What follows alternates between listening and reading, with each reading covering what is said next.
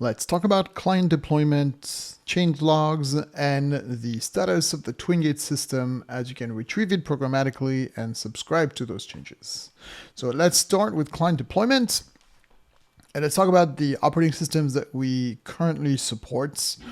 So we support mobile operating systems like iOS, Android. We also support macOS, Windows, and Linux. And you have, so the client application for all operating system, you can usually get it from the changelog page. So if we go back to this, and if you basically go to, it's actually, you can go to get.twingate.com and this will direct you to a page where you can download the client for all operating systems we support. But you can also see it all in the changelog and retrieve the latest version in some cases. So for instance, you can retrieve the standalone Mac OS application for the client from the changelog directly, or again, you can get it from the get.twingate.com. Highly recommend checking that out.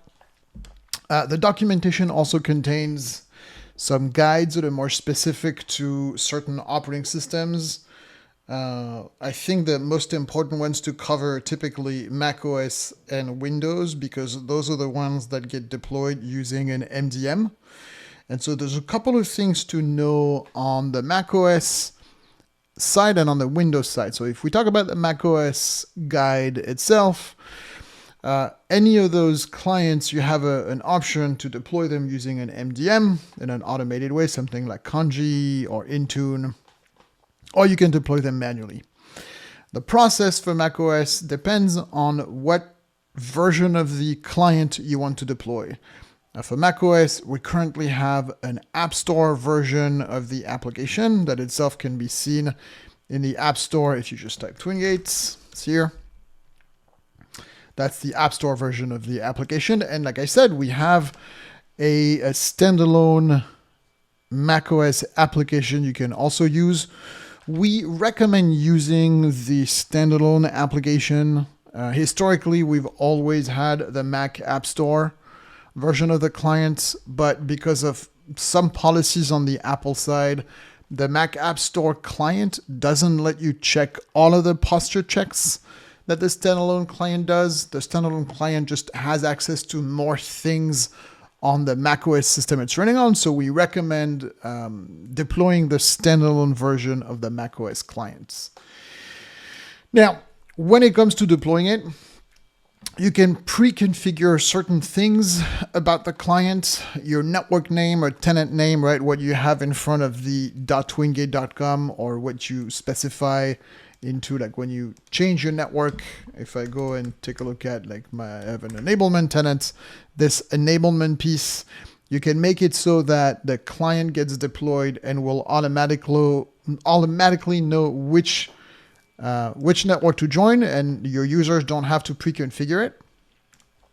So if you want to do that on Mac, what you need to do simply is you need to change, I think it's mentioned here, you need to change a parameter in the plist, which is the configuration file for your Twingate client, and specify the network name here. The same thing is available on Windows, although on Windows, I believe it happens to be a parameter that you can pass the install command, which is network equals, and then you can specify the same. And so both installers come with their own flags or options that you can toggle here. And you can configure both of those clients to be deployed via an MDM.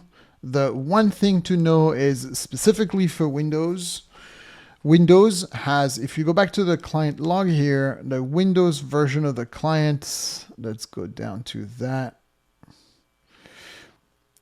It'll typically have an MSI version of the installer and an EXE version of the installer. I think if you go to get.twingate.com for Windows, by default is going to download the EXE, I believe, EXE file.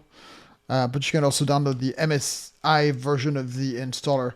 Now, the difference, you'll actually notice you'll notice the size difference between the two. The EXE is always a little bit bigger than the MSI, and that's actually because the MSI version of the installer does not contain all of the dependencies that are required by the clients. So the MSI itself is really meant to be deployed by an MDM and not deployed manually, because if you deploy the MSI manually and all of the dependencies are not met, so namely here, .NET 6 is now required. If .NET 6 is not installed on the system, the MSI install will not try to retrieve the dependency and will fail if ran manually. If you run the deployment of the MSI via an MDM, the MDM will retrieve the dependency and fulfill the dependencies itself. So use the MSI if you're going to deploy with an MDM. And if you're not going to deploy with an MDM, you're going to deploy manually. Use the EXE, because the EXE version of the installer on Windows embeds all of the dependencies and can be used as a standalone installer. On Windows, there's a couple of additional options you can use. You can use a silent install method if you'd like. You can opt out of optional updates for the client. And in some cases, Windows has a kind of a strange way to determine internet connectivity. And so if you deploy your client and you notice that some of your users are reporting that their machine's telling them that they're not connected to the internet, they have no internet connection, yet they can connect to the internet, then you can actually deploy the Twingate client with this additional parameter, which will change how Windows checks for internet connectivity and will restore it to what it's supposed to be. That's a little bit of an odd behavior on the Windows side. And for Mac, so same thing, right? Again, you can specify the name of the client of the network. The thing about deploying the Mac OS application for the App Store version of the application is that you will need to use Apple Business Manager. So you'll need to enroll in that first, so that then you can connect your MDM to the App Store and you will be able to deploy the App Store version of the client using your MDM, but that's also specified in the documentation. And that's pretty much it for the clients. Again, you can deploy all of that without MDMs, depending on the number of employees you have and how widespread the deployment is. iOS, very simple. It's from the App Store. Android and Chromebook, same. It's from the Google Store. And Linux, it's also in the documentation, I believe, and it is a package. So we haven't spoken about headless mode, but it is definitely interesting to talk about that. So Linux install of the client is just this install script that will run the install for you. Now, since we're talking about deploying the headless clients, the headless client is there for service accounts. If you're going to use service accounts in Twingate, use the headless client. The headless client is available on both Windows and Linux. It's the exact same binary. It's just that the install command is slightly different.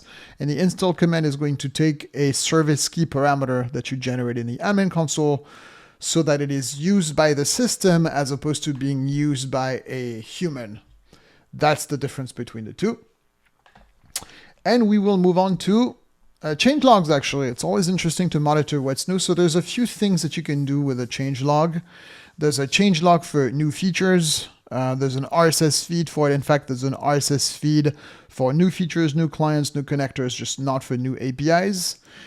And the page is the same for all, actually. It's just different sections here. So this change log will walk you through new features that have come out in Twingate. The client one will inform you if there's changes in a client based on the operating systems we support. The connector one is connector changes. And the API will give you some more information about what gets added or deprecated in our public API. So all of that is available here. And you can subscribe to all of those changes, actually, like I said, with an RSS feed that's available here or in a PDF. Now, let's talk about status page. So at Twingate, we work very hard on the reliability of our system. We're proud of the uptime that we keep in our system. And we make it very transparent. So you can take a look at the status of Twingate, all the past incidents on the page itself.